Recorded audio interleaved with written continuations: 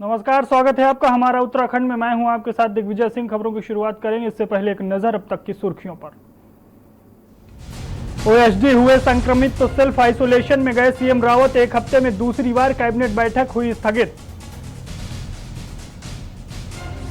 डॉक्टरों का एक दिन का वेतन काटने के सरकारी आदेश के बाद फ्रंट पर आया विपक्ष। प्रदेश अध्यक्ष ने कहा, न्यायोचित नहीं है डॉक्टरों का वेतन काटना। गढ़वाल मंडलायुक्त ने वीडियो कॉन्फ्रेंसिंग के जरिए की समीक्षा बैठक। उत्तरकाशी और देहरादून के जिलाधिकारियों को दिए दिशा निर्देश। चुनिंदा सरकारी अस्पताल कोरोना मरीजों के इलाज के लिए नाकाफी। डीजी हेल्थ अमिता अप्रेती ने प्राइवेट लैबों को दी इलाज करने की छूट। कटारमल और जागेश्वर को किया जाएगा पर्यटन स्थल के रूप में विकसित। स्वदेश दर्शन हेरिटेज योजना के तहत हो रहा काम। और टूरिज्म के प्रमोशन और तितलियों के संरक्षण के लिए रामनगर में शुरू हुआ तितली त्योहार। बॉम्बे हिस्ट्री सोसाइटी का आयोजन में महत्वपूर्ण योगदान। आप देख रहे हैं के न्यूज, खबरों का सारथी। रुक करते हैं खबरों की ओर। स्वदेश दर्शन हेरिटेज सर्किट योजना के तहत कटारमल और जागेश्वर का पर्यटन विकास किया जा रहा है। इसके तहत पार्किंग, जन सुविधा, साइट डेवलपमेंट, कैफे, सूचना केंद्र, solar light, open air theatre, Katarmal से मंदिर तक ट्रैक रूट, मंदिर तक सीढ़ी निर्माण, rest centre, view point, water tank, signage आदि कार्य किए जा रहे हैं। इसमें स्थानीय युवाओं को पर्यटन में स्वरोजगार के अवसर प्राप्त होंगे। युवाओं को स्वरोजगार से जोड़ने के लिए हमारी सरकार कृत संकल्पित है।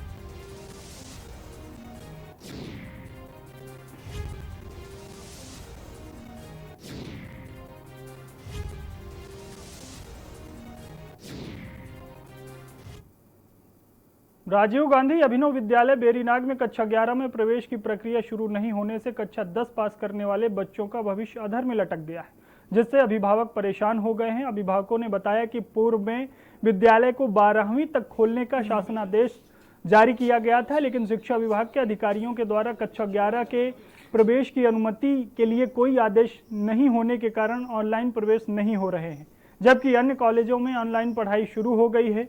अभिभावकों ने जल्द प्रवेश की प्रक्रिया शुरू नहीं करने पर उग्र आंदोलन की चेतावनी दी है। इधर शिक्षा विभाग के अधिकारियों ने बताया कि प्रवेश के शासन को पत्र भेज दिया गया है। जब प्रवेश का आदेश मिलेगा तभी प्रवेश किया जाएगा, लेकिन अब देखना होगा कि बच्चों का भविष्य कब तक ऐसे ही अधर में लटका रहता है या विभाग बच्चों का हित देखता है।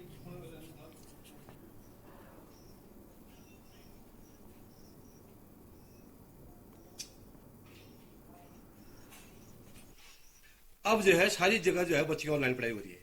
अब हमारे यहाँ जो बच्चे हैं, जो 11वीं बच्चे के हैं, उनके लिए बड़ा धर्म संकट हो गया। एक तो गरीब वर्ग के बच्चे हैं। सरकार की जो मंशा थी उस समय जब विद्यालय खुला था कि जो गरीब गाँव के जो मेधावी बच्चे हैं, प्राइमरी जो बच्चे हैं मेधावी बच्चे, उनके लिए विद्यालय खोलेगा था।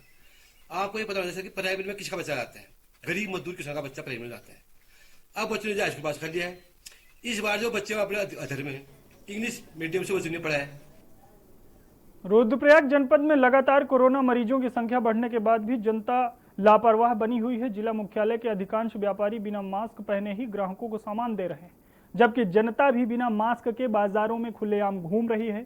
वहीं प्रशासन, पुलिस और स्वास्थ्य विभाग को सब कुछ पता होने के बाद भी कोई कार्रवाई नहीं की जा रही है। पिछले माह रुद्रप्रयाग स्थित आर्मी एरिया में 38 आर्मी जवान कोरोना पॉजिटिव निकले थे और तब से आर्मी कैंटीन भी बंद कर दी गई थी। अब जिला मुख्यालय के एक ही गांव के 36 लोगों की रिपोर्ट कोरोना पॉजिटिव आने के बाद जिले में हड़कंप मच गया है। इस गांव को कंटेनमेंट जोन घोषित किया गया है। इसके अलावा जिले के अन्य हिस्सों से भी 10 लोग कोरोना ग्रसित पाए गए। सभी मरीजों को रुद्रप्रयाग स्थित कोटेश्वर चिकित्सालय में आइसोलेशन वार्ड में रखा गया।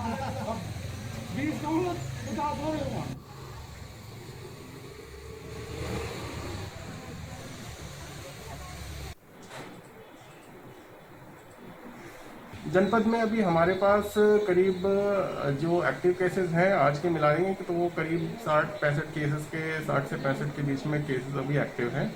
बाकी जो रिपोर्ट अवेटिंग है उसमें वार्ड की जो हमने अलग अलग सघन सैंपलिंग कराई थी, इनकी रिपोर्ट अवेटेड है। तो इनकी रिपोर्ट हमें एक बार प्राप्त हो जाएगी तो हम रुद्रप्रयाग शहरी क्षेत्र जो है, नगर पालिका क्षेत्र जो है, इसके बारे में ज़्यादा अच्छी बता पाएंगे। खबर रुद्रप्रयाग से है, जहां 3 महीने से देवस्थानम बोर्ड के खिलाफ पुरोहितों का आंदोलन जारी है। आपको बता दें कि केदारनाथ धाम के तीर्थ पुरोहितों का देवस्थानम बोर्ड के खिलाफ धरना प्रदर्शन जारी है। पुरोहित मंदिर के आगे अपना विरोध प्रदर्शन कर रहे हैं। धाम के तीर्थ पुरोहितों ने अब 5 सितंबर को प्रदेश सरकार का पिंडदान करने का फैसला लिया है। तीर्थ पुरोहितों का कहना है कि प्रदेश सरकार पुरोहितों की मांग को अनसुना कर रही है। ऐसे में तीर्थ पुरोहित अब आंदोलन को तेज करने के लिए विवश हो गए। वहीं बद्री केदार मंदिर समिति को भंग करके सरकार ने इसे देवस्थानम बोर्ड में तब्दील किया है, लेकिन गंगोत्री, यमुनोत्री, केदारनाथ और बद्रीनाथ धाम के तीर्थ पुरोहित देवस्थानम बोर्ड का विरोध कर रहे हैं। वहीं केदारनाथ तीर्थ पुरोहित संतोष त्रिवेदी का कहना है कि 5 सितंबर को देवस्थानम बोर्ड और प्रदेश सरकार को पिंडदान किया जाएगा।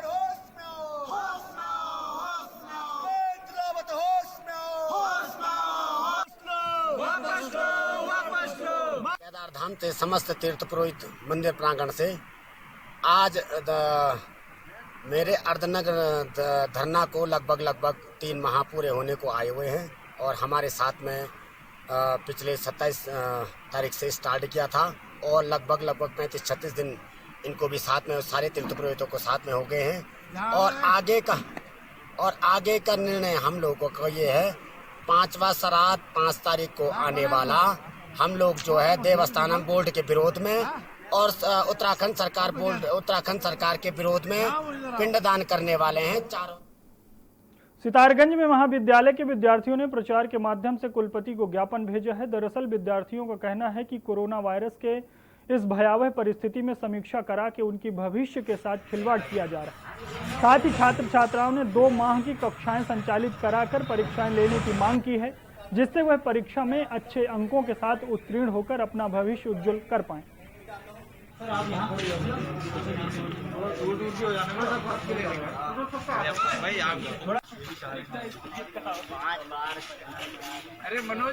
कोरोना के चलते यहाँ पर विद्यार्थियों की परीक्षा ली जा रही है। हम ये कहना चाह रहे हैं, या तो विद्यार्थी को 2 महीने का समय दिया जाए जिसमें निरंतर कक्षा चलाई जाए, या फिर ये विद्यार्थियों को प्रमोट कर दिया जाए। वैसे तो हमें पता है कि परीक्षा होनी जरूरी है, तो इसमें विद्यार्थी को समय भी तो मिलना चाहिए पढ़ने का। वो किस रूप में परीक्षा देंगे, हमें ये भी तो पता बताओ। कोई उन्हें क्या कोरोना नहीं होगा? परीक्षा देते हैं तब भी कोरोना होगा, क्लास चलाते तब भी कोरोना होगा। चलो वो बोल रहे हैं, तो जिस आधार पर वो परीक्षा देने की बात कर रहे हैं, उसी आधार पर बच्चों को 2 महीने की कक्षा भी देनी चाहिए। अगर वो कक्षा नहीं देते तो बच्चे परीक्षा देने के लिए तैयार नहीं है। रुद्रप्रयाग में कोरोना महामारी के बीच स्वास्थ्य विभाग की मुश्किलें बढ़ गई हैं। अप्रैल माह में स्वास्थ्य विभाग द्वारा कोरोना से निपटने के लिए कंटेंट बेस पर नियुक्त किए गए मेडिकल स्टाफ अनिश्चितकालीन कार्य बहिष्कार पर चले गए। हड़ताली कर्मचारियों का आरोप है कि स्वास्थ्य विभाग ने उनके साथ धोखा किया है। स्वास्थ्य विभाग द्वारा जारी विज्ञप्ति के अनुसार उन्हें वेतन नहीं मिल रहा है और 47% काट कर उन्हें वेतन का भुगतान किया जा रहा है, जिससे कर्मियों में खासा रोष बना हुआ है।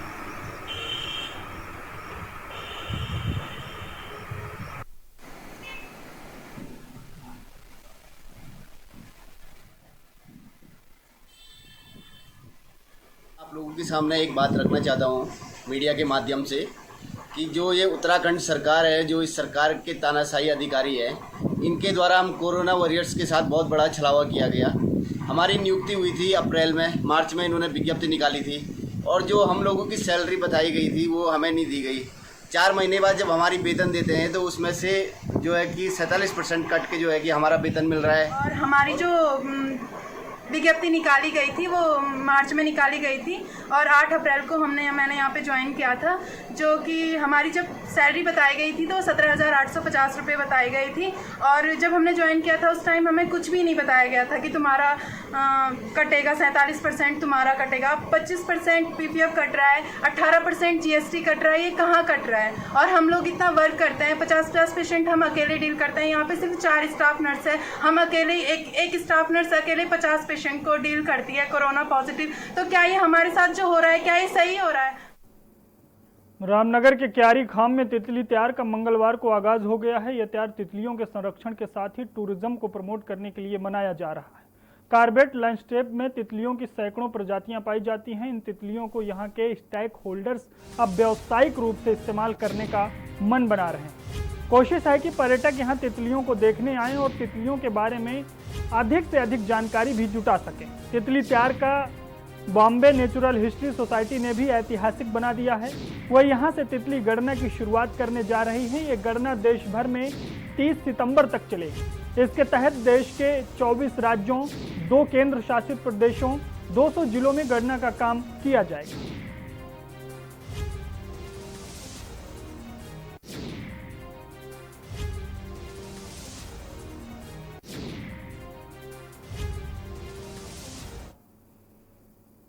पौड़ी में मंगलवार को आयुक्त गढ़वाल मंडल रविनाथ रमन ने अपने कैंप कार्यालय पौड़ी से वीडियो कॉन्फ्रेंसिंग के माध्यम से जिला विकास प्राधिकरण उत्तरकाशी के प्रथम बोर्ड बैठक की अध्यक्षता करते हुए महत्वपूर्ण फैसले लिए, जिसमें जिलाधिकारी उत्तरकाशी मयूर दीक्षित सहित संबंधित अधिकारी और देहरादून से शहरी विकास विभाग के संबंधित अधिकारी ने वीडियो कॉन्फ्रेंसिंग के माध्यम से प्रतिभाग किया। उन्होंने जिलाधिकारी उत्तरकाशी और शहरी विकास देहरादून के संबंधित अधिकारियों से उक्त जिला विकास प्राधिकरण की क्रमवार समस्त बिंदुओं पर अग्रिम कार्यवाही हेतु विस्तृत चर्चा करते हुए आवश्यक दिशा निर्देश दिए। गढ़वाल आयुक्त रमन ने उत्तरकाशी में जिला विकास प्राधिकरण अस्तित्व में आने से कार्यालय ढांचा के अनुसार पदों के सृजन और पदों के सापेक्ष अन्य विभागों के कार्मिक को संबद्ध करने और कार्यालय संचालन के लिए आवश्यक दिशा निर्देश दिए।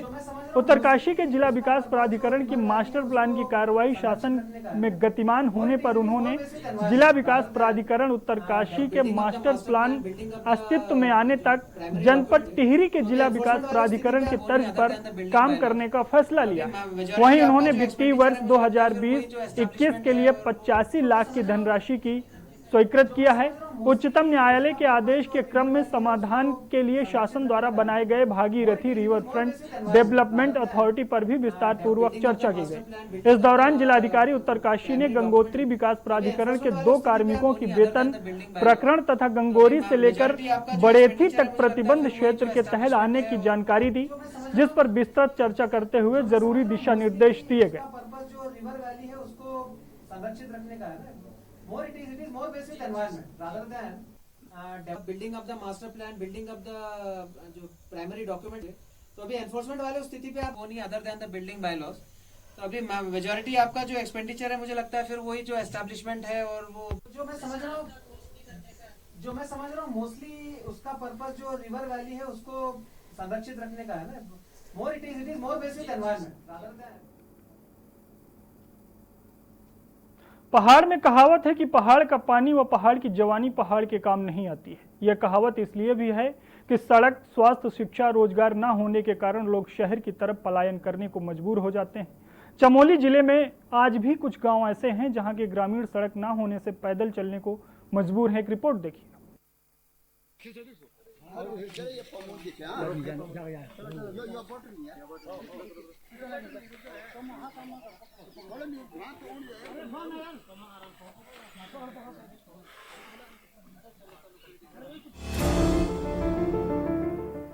पहाड़ में कहावत है कि पहाड़ का पानी और पहाड़ की जवानी पहाड़ के काम नहीं आती। ये कहावत इसलिए भी है कि सड़क, स्वास्थ्य, शिक्षा, रोजगार न होने के कारण लोग शहर की तरफ पलायन करने को मजबूर हो जाते हैं। चमोली जिले में आज भी कुछ गांव हैं जहां के ग्रामीण सड़क न होने से पैदल चलने को मजबूर हैं।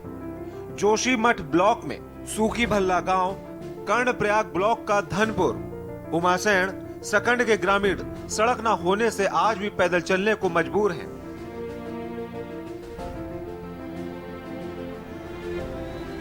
जिसका कारण राजस्व विभाग, वन विभाग, सड़क निर्माण करने वाले विभागों द्वारा समय पर कार्रवाई न होना है। ग्रामीणों का कहना है सरकार ने हमेशा उनकी अनदेखी की।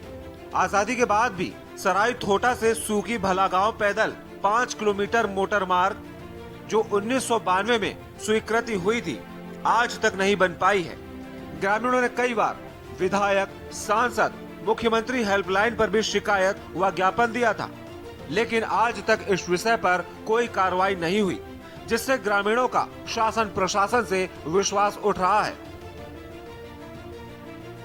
गया है कहाँ यहाँ से 1.5-2 किलोमीटर दूर जाना पड़ता हमको। बुढ़ापे है तो हमसे चल नहीं पाता है, न गाड़ी न घोड़ा हैं। इसलिए हमें यहाँ रोड जरूर चाहिए, और बिना रोड से हमारे बस का तो है ही नहीं। कभी बीमारी लगे, दुख लगे तो कहाँ से किस में जाएंगे हम? पैसे तो अब जब ज़्यादा बीमार हो तो कैसे पैसे चले हम? इसलिए हमें रोड जरूर चाहिए। अगर ना देंगे तुम सरकार भी काहे करे भैया, हम भी काहे करे, हाँ, पर हमें रोड इमरजेंसी चाहिए। हम लोग 1994 से ही इस रोड के प्रयास में लगे हुए हैं। आज तक इस रोड की हालत तस के तस है। 5 किलोमीटर का पैदल है हमारे गांव जाने के लिए जो रास्ते हैं। आज भी हम लोग काफ़ी परेशान हैं। लगातार शासन प्रशासन को ज्ञापन देते हुए हम लोग थक चुके हैं, और जिससे कि ग्रामीणों में आक्रोश है। और आने वाले समय को देखते हुए आगामी जो चुनाव होंगे उसमें संपूर्ण ग्राम सभा ने चुनाव बहिष्कार का एक जिम्मा उठाया है कि हम लोग जब तक हमारे गांव में सड़क मोटर मार्ग अगर नहीं पहुंचती है तो हम लोग भी वोट किस आधार पर दें। बहरहाल आजादी के आज भले ही 73 साल पूरे हो गए हैं, लेकिन गांव की तस्वीर और तकदीर नहीं बदली है। अब वो कब बदलेगी, सियासतदानों की इन कच्चे मार्गों पर नजर कब जाती है, ये देखने वाली बात होगी। चमोली से के न्यूज के लिए अनिल राणा की रिपोर्ट।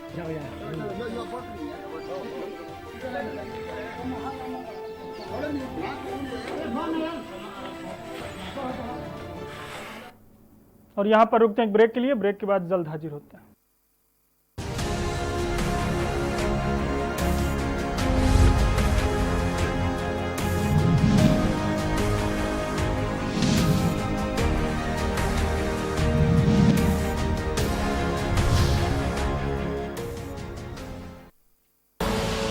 आप देख रहे हैं के न्यूज, खबरों का सारथी।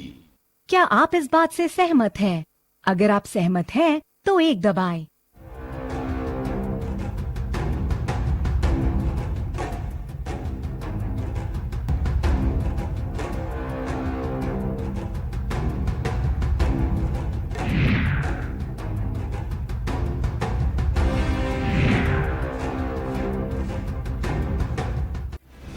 GGS Education Group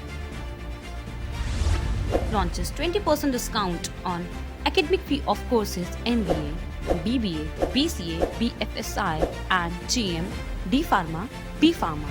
Offers best infrastructure, best transport facility, best academic service and best placement service.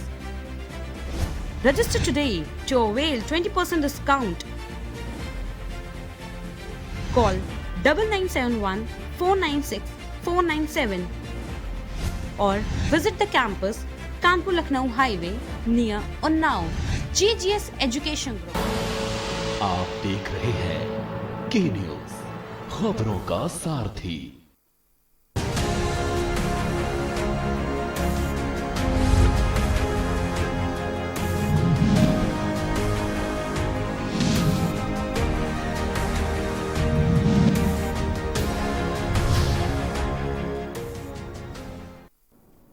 Break के बाद आपका स्वागत है। खबरों में आगे बढ़ते हैं। मोटर मार्ग की दुर्दशा को लेकर धारी ब्लॉक के ग्रामीणों ने सड़क पर विरोध प्रदर्शन किया है।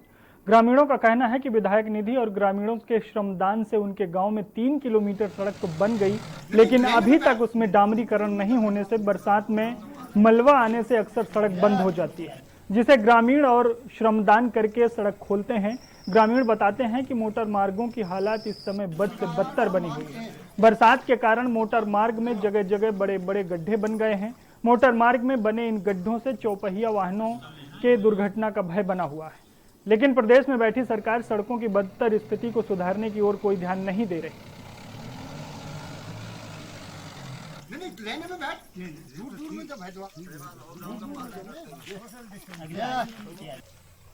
समय के बाद थोड़ा सा ये विधायक नीचे सांसद नीचे बड़ी मुश्किल से रोड कटी है।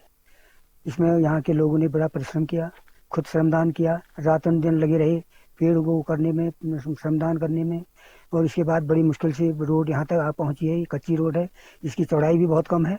और उसके बाद इसमें जो है कि अब बरसातों में ही सारी फसल होती है। यहाँ पर साग सब्जी वगैरह, आलू की फसल पूरी, जो भी गोभी वगैरह होती है बरसातों में होती है। बरसातों में यहाँ पर बहुत सड़क टूट जाती है, लोगों को श्रमदान करना पड़ता है। अच्छा, हमारी ये विधायक निधि से हमारी 3-3.5 किलोमीटर कटी और इसमें हम लोगों को थोड़ा आराम हुआ। इसमें बरसात में बड़ी दिक्कत होती है, मलबे आ जाते हैं, श्रमदान से हम लोग उनसे रोटे ऐसे खोलते रहते हैं। हमारे पास फल फूल और आलू कुछ काफ़ी होता है, इसमें बड़ी दिक्कत होती है, हमको माल घरों में सड़ जाता है।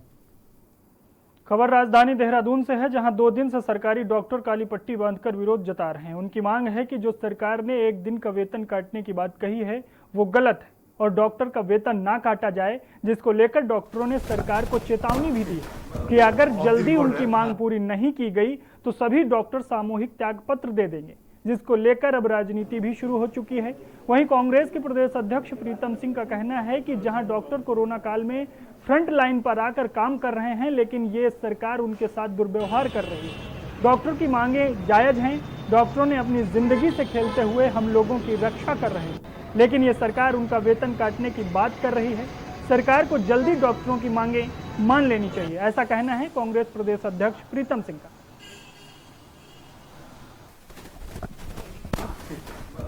ऑफ द रिकॉर्ड है। डॉक्टर्स ने हड़ताल की चेतावनी दी है। मैं समझता हूं कि सरकार को उनकी बात पर, उनकी मांगों पर ध्यान देना चाहिए, तत्काल कार्रवाई करनी चाहिए।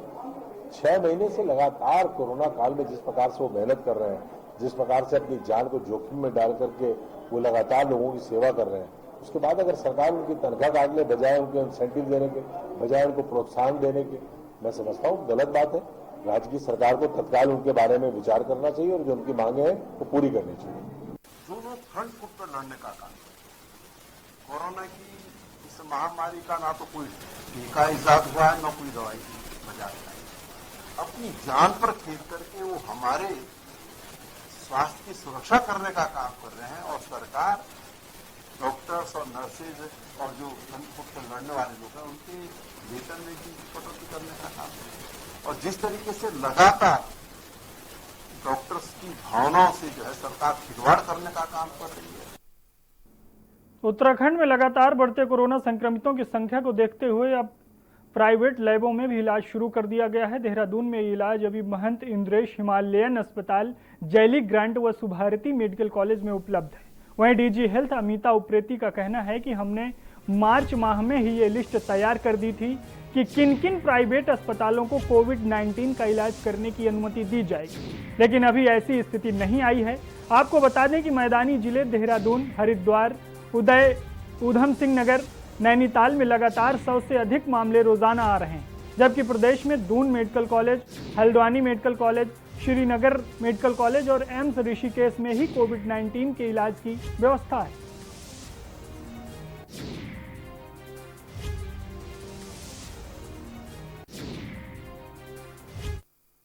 जो मार्च में ही रणनीति बन गई थी कि अगर किसी प्रकार का कोई आउटब्रेक होगा तो हम जो है इन हॉस्पिटलों को लेंगे, लेकिन अभी ऐसी स्थिति नहीं है। हमारे अपने अस्पताल ही अभी काफ़ी हैं, हमारे सीसीसी काफ़ी हैं और हमारे डिस्ट्रिक्ट हॉस्पिटल डीसीएचसी और डीसीएच ये अभी काफ़ी हैं, पर्याप्त मात्रा में अभी सब संसाधन हैं, ऐसी कोई दिक्कत नहीं है। पिथौरागढ़ की मुनस्यारी में आपदा के बाद भी मुश्किल कम होने का नाम नहीं ले रही है। एक शख्स की मौत के बाद उसके शव को गांव तक लाने के लिए आईटीबीपी के जवानों और ग्रामीणों को कई किलोमीटर का पैदल सफर तय करना पड़ा। एक रिपोर्ट देखिए।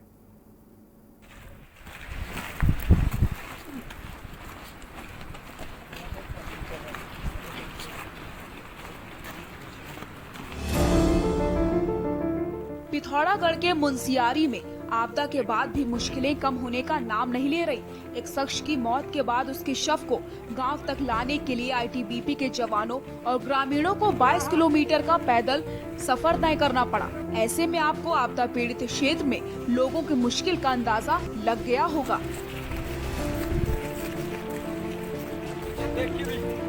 तस्वीरों में आप साफ देख सकते हैं किस तरीके से आईटीबीपी के जवान 22 किलोमीटर का सफर तय कर रहे हैं।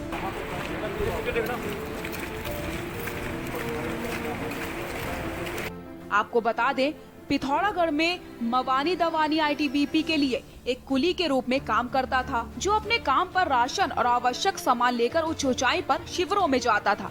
28 अगस्त को राणा बख्तियार में आईटीबीपी चौकी के लिए जा रहा था, जब वह एक भूस्खलन की चपेट में आ गया और उसकी मौके पर ही मौत हो गई। रास्ता बंद होने के कारण शव मुनस्यारी तक लाने में दिक्कत हो रही थी। इसलिए भूपेंद्र के 3 बच्चों और पत्नी ने शव लाने के लिए आईटीबीपी से मदद मांगी थी। 14वीं वाहिनी के सेनानी बलजिंदर सिंह ने बल के साथ जवानों को शव लाने की जिम्मेदारी सौंपी थी। रविवार रात जवान शव लेकर मुंशियारी पहुंचे। यहां से शव बांग पानी ले जाया गया। राणा की मृत्यु के एक दिन बाद 29 अगस्त को यात्रा शुरू हुई। पहले दिन 7 आईटीबीपी पुरुषों ने लीलम गांव तक पहुंचने के लिए 22 किलोमीटर की दूरी तय की, जहां वे रात के लिए रुक गए। अगले दिन शव को आईटीबीपी की जीप में मुंशियारी ले जाया गया। वहां से इसे राणा के पैतृक गढ़ गांव में ले जाया गया। 31 अगस्त को अंतिम संस्कार किया गया। डेस्क रिपोर्ट के न्यूज इंडिया।